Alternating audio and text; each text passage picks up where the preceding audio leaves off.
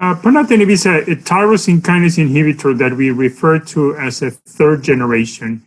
And by that we mean, I would say two things. One is it is the only tyrosine kinase inhibitor today that is available that inhibits BCR-ABL in the presence of the T359 mutation. This is not a common mutation at the beginning, but the more patients are exposed to various tyrosine kinase inhibitors, the more frequently we see it. And it's an obvious mechanism of resistance when it's present, since none of the other tyrosine kinase inhibitors work. But it also works very well in the presence of any other mutation or in the presence of no mutation with the BCR-ABL unmutated. And in patients that have received multiple prior therapies, it gives a very good response rate. So it is an excellent salvage approach for these patients that have received two or more tyrosine kinase inhibitors or patients who have a T359, highly effective. We have very high response rates of above 60 to 70% major cytogenetic responses in the pivotal trial, a trial that was called the PACE trial. And it also works in advanced stages, in accelerated phase, in blast phase. It also works in Philadelphia positive acute lymphoblastic leukemia. And these more advanced stages are very difficult to treat. Patients are usually having a very poor prognosis. So it also works well there. So it's a very potent, very effective tyrosine kinase inhibitor that has been very valuable in those advanced settings.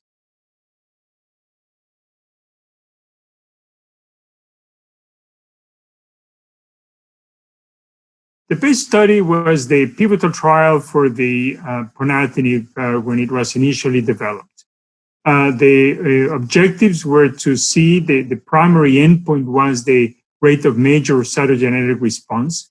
And this was meant for patients who had received at least two prior tyrosine kinase inhibitors or who had the T359I mutation and who were in any stage of the disease. There was a cohort for chronic phase, there was a cohort for accelerated phase, there was a cohort for blast phase.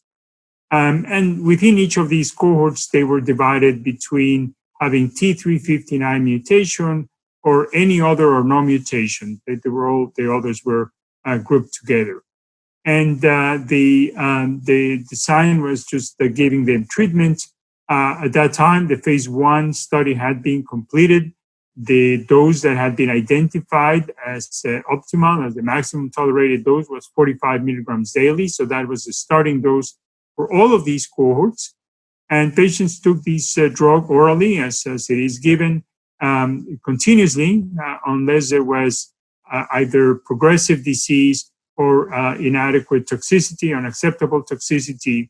And now, of course, patients, the primary endpoint was major cytogenetic response, as I mentioned, but other endpoints were also assessed, such as complete cytogenetic response, molecular responses, overall survival, progression-free survival, etc.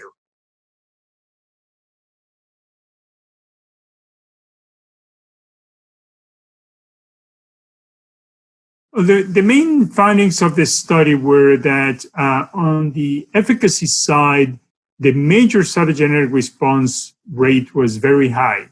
It was over 60%. Now, considering that more than 95% of the patients had received at least two prior tyrosine kinase inhibitors, and nearly 2/3 of the patients had received at least 3 prior tyrosine kinase inhibitors, these were outstanding results. This was something that was much higher than we could expect or had seen with any of the other tyrosine kinase inhibitors. To put it in perspective, with the second generation tyrosine kinase inhibitors, after failure to only imatinib, the major cytogenetic response rate was about 50%. So here we had a patient that was much more heavily pretreated, and the response rate was still higher. And the response rate was very good, regardless of whether the patients had T359I, any other mutation, or no mutation. From the safety perspective, there were two different things that stand out. One, in terms of the general toxicity, of course, we had some myelosuppression, like we see with all the tyrosine kinase inhibitors. Some of the other things that stood out were we did see constipation in some patients. We did see dry skin. There was a sort of a new side effect that we had not seen with too much with any of the other tyrosine kinase inhibitors. There was some elevation of lipase and amylase, occasionally clinical pancreatitis. Those were the main adverse events. However, there was another category that at that time we had not recognized with any of the tyrosine kinase inhibitors, which was the development of arterial occlusive events. And this could be divided into cardiovascular, heart attacks, angina, etc., cerebrovascular, strokes, TIAs, etc., and peripheral vascular gangrene, etc.